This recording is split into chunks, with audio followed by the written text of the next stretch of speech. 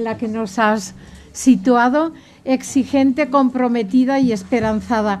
Están, como tenemos móviles, están mandando mensajes de que hay personas fuera, y yo creo que sí, que todo el que pueda pasar, que pase hasta los límites que tiene esta sala. Pero si hay alguien más que puede entrar, pues ciertamente lo deseamos.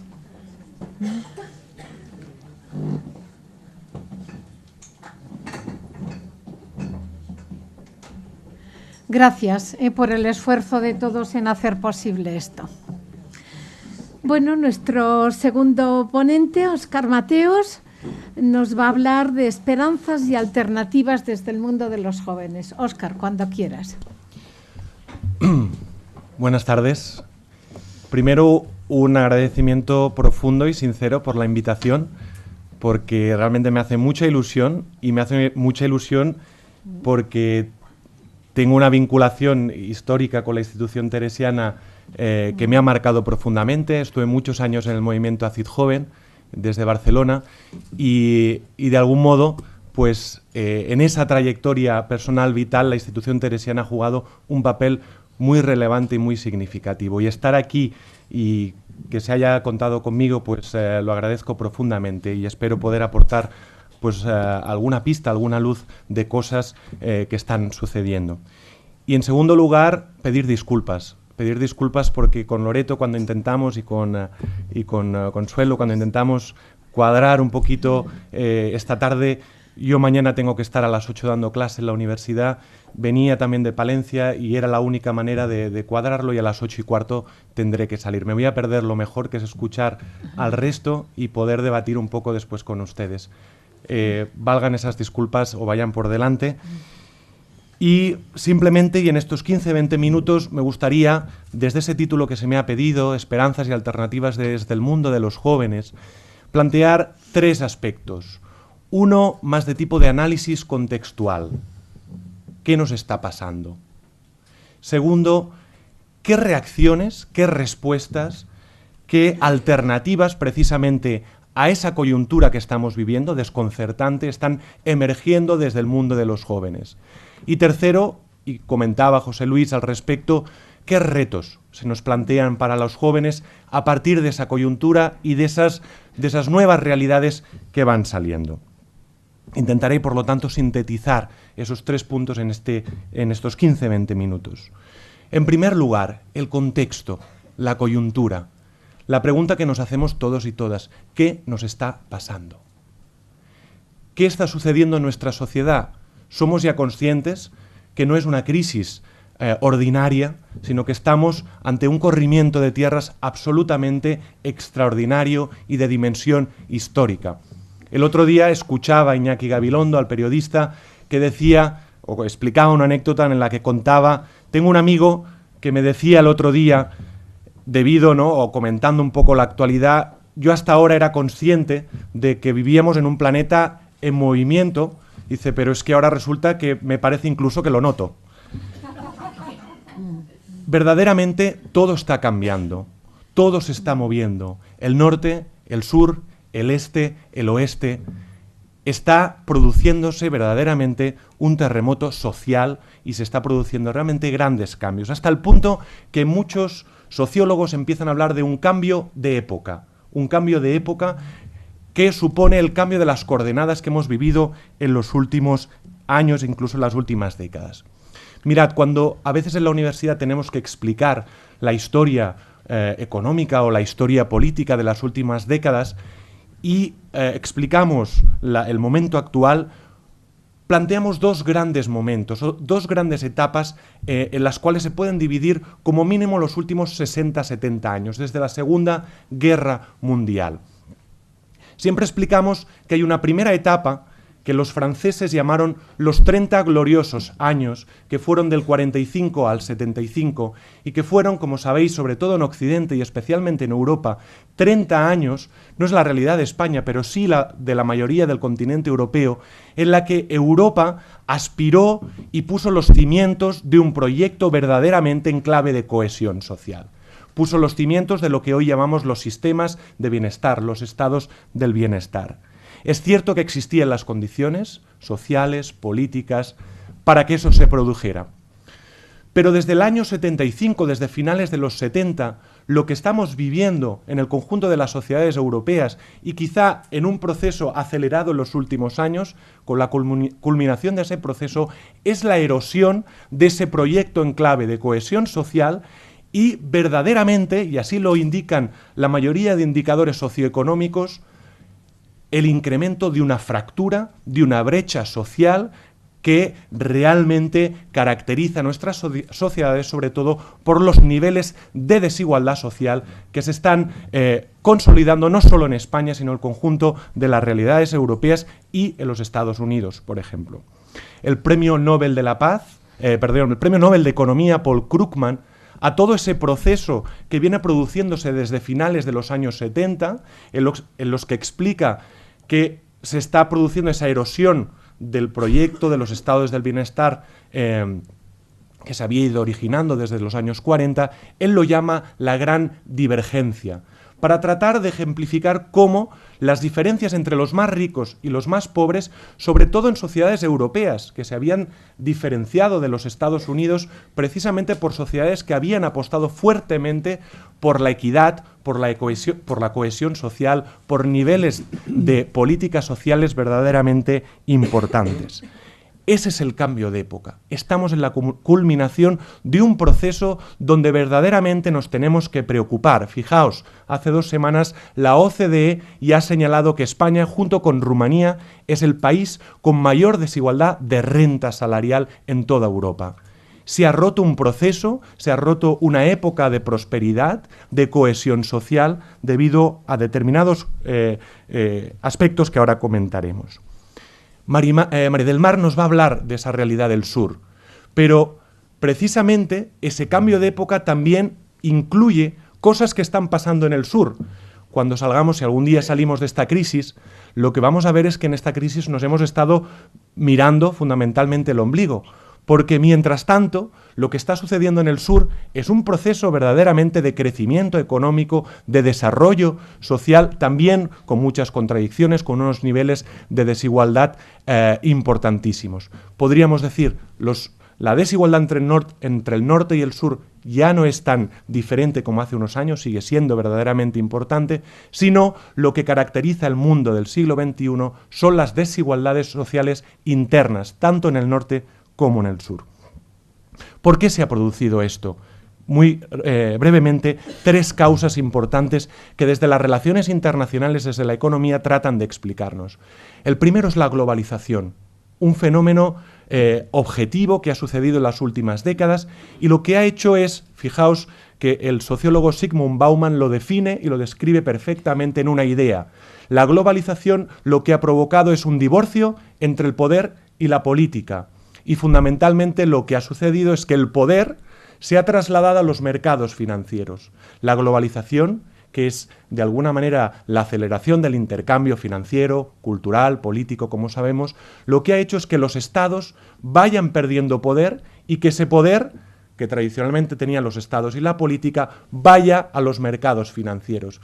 Fijaos que todas las mañanas empezamos mirando a las bolsas. ¿Qué dicen las bolsas?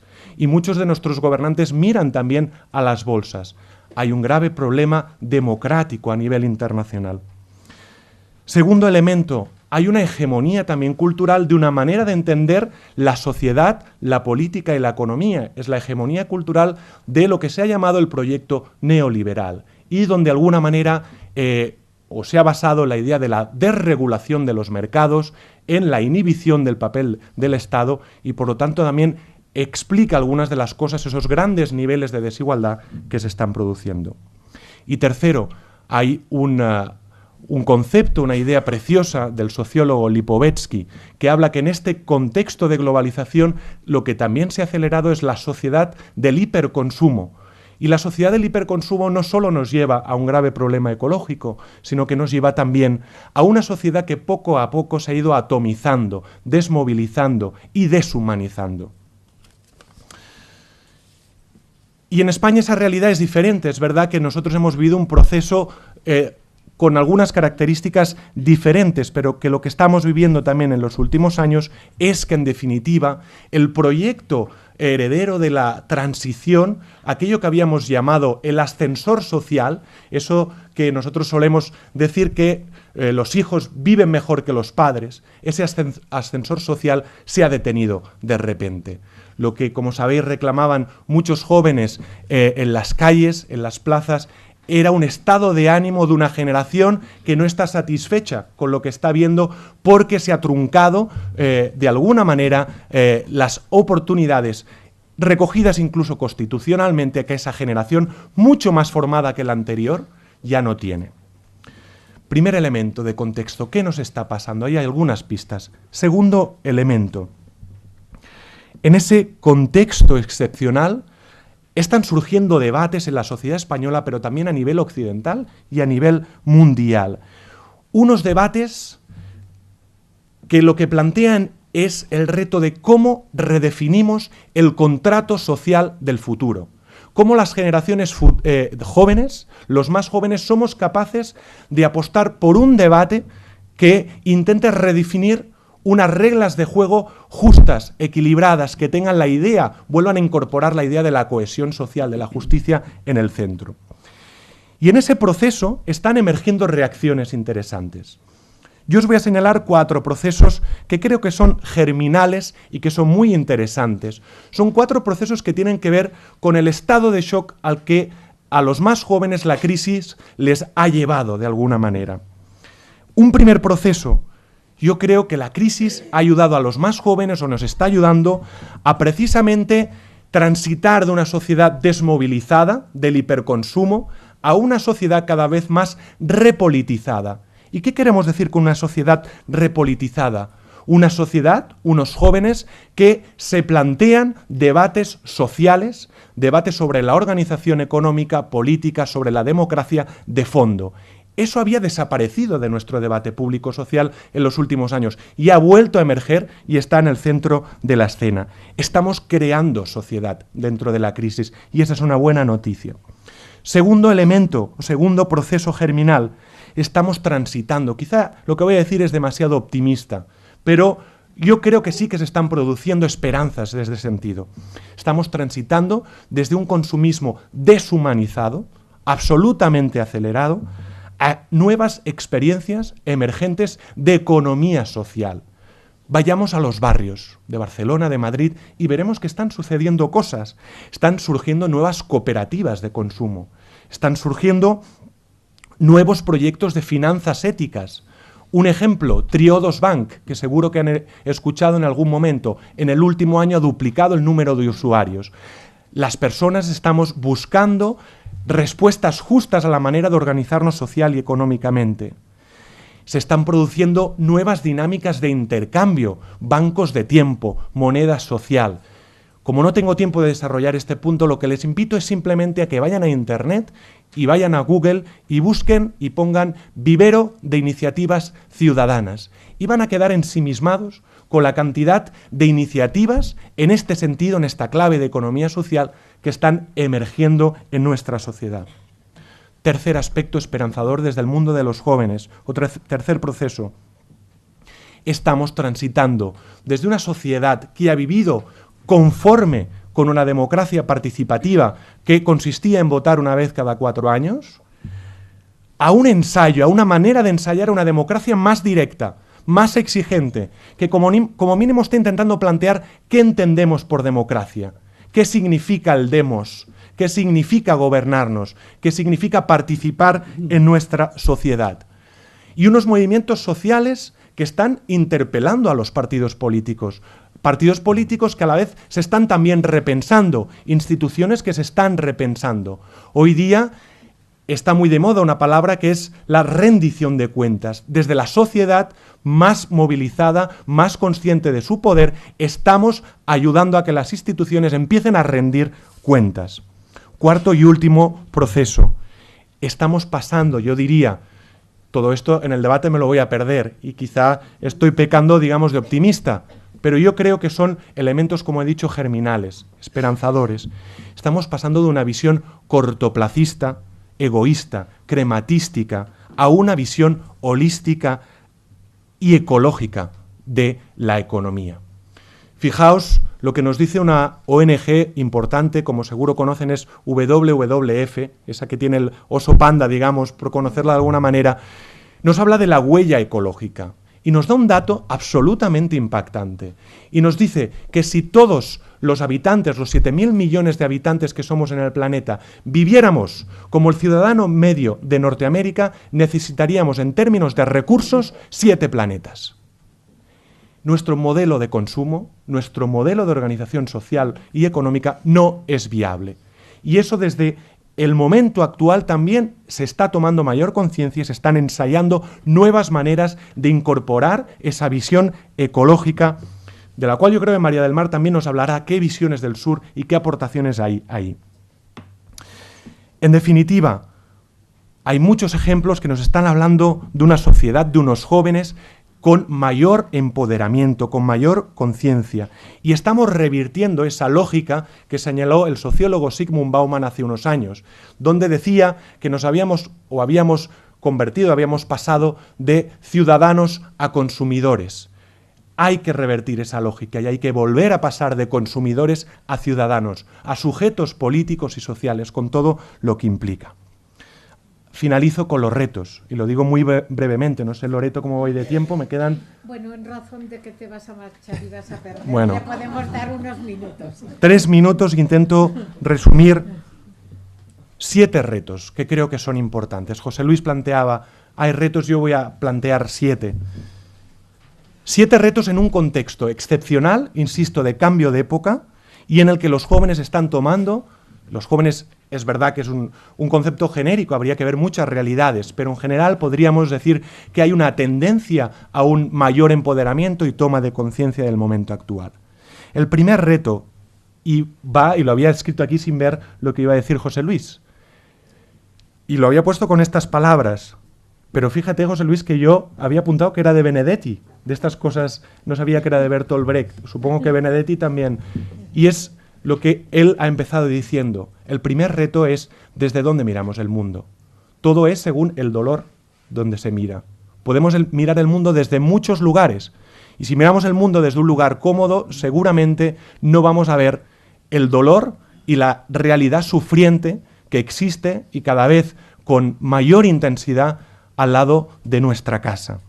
Hay que mirar desde un enfoque epistemológico que tenga la realidad, me ha encantado esa expresión de las bajuras, desde abajo, para entender esa realidad. Porque sólo así será como nos moverá una reacción, una indignación y una puesta en marcha realmente que mire al otro.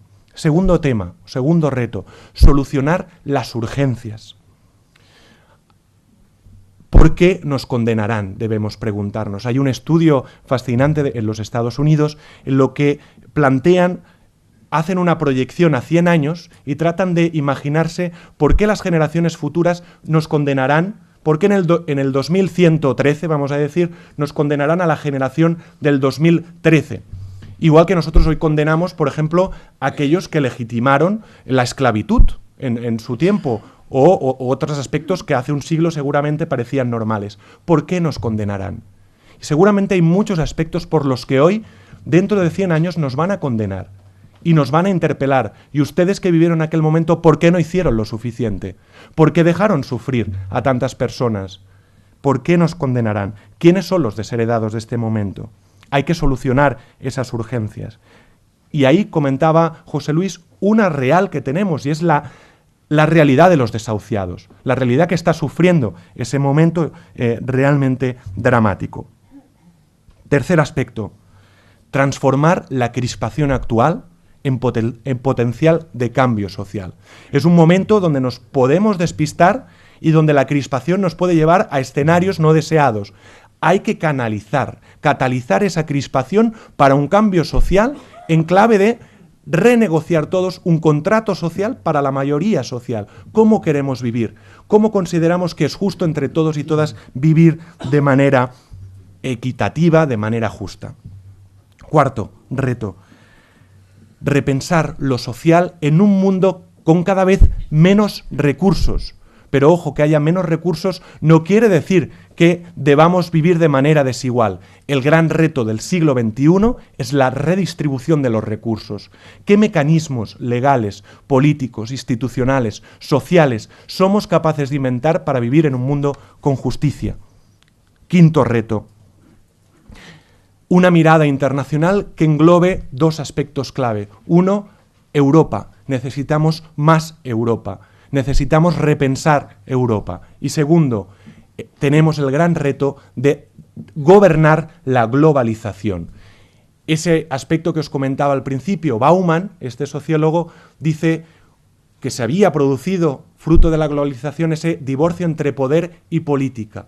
¿Cómo podemos devolver poder a la política, poder a la ciudadanía, poder al conjunto de instituciones? Sexto reto, poner el debate ecológico en el centro. No hay futuro sin pensar la forma en que nos queremos organizar y si eso es sostenible para el conjunto del planeta. Y séptimo y último, hemos de caminar hacia una ética humanizadora y desmercantilizadora. Debemos intentar poner a las personas, al planeta, en el centro y revertir esa lógica que ha mercantilizado absolutamente todo en los últimos años. Yo creo que con todos estos retos, los jóvenes van a ser una palanca de cambio definitiva, por una cuestión lógica, de supervivencia. Nos toca a nosotros, pero nos toca a todos juntos. Y finalizo con una frase o con una cita que he querido de una persona que nos dejó hace 10 días, José Luis San Pedro. Yo creo un referente en muchos sentidos, económico y demás, pero en los últimos años se ha convertido en una voz impactante y referente junto con Stefan Hessel. San Pedro, en uno de sus últimos escritos, dice dos cosas interesantes. Dice primero, más allá del estado del bienestar en retroceso y de la defensa de los derechos conseguidos por nuestros antecesores, se avista un cambio profundo que los jóvenes entienden y deberán acometer mejor que los mayores atrapados aún en el pasado. Y continúa José Luis San Pedro, ha llegado el momento de cambiar el rumbo de la nave. Aunque sus líderes sigan dando órdenes anacrónicas, los jóvenes, puestos al remo, pueden dirigir la nave. Solo necesitan unirse y acordar que una banda boguen hacia adelante y la otra hacia atrás, y el barco girará en redondo, poniendo proa hacia un desarrollo humano. Muchas gracias y que así sea.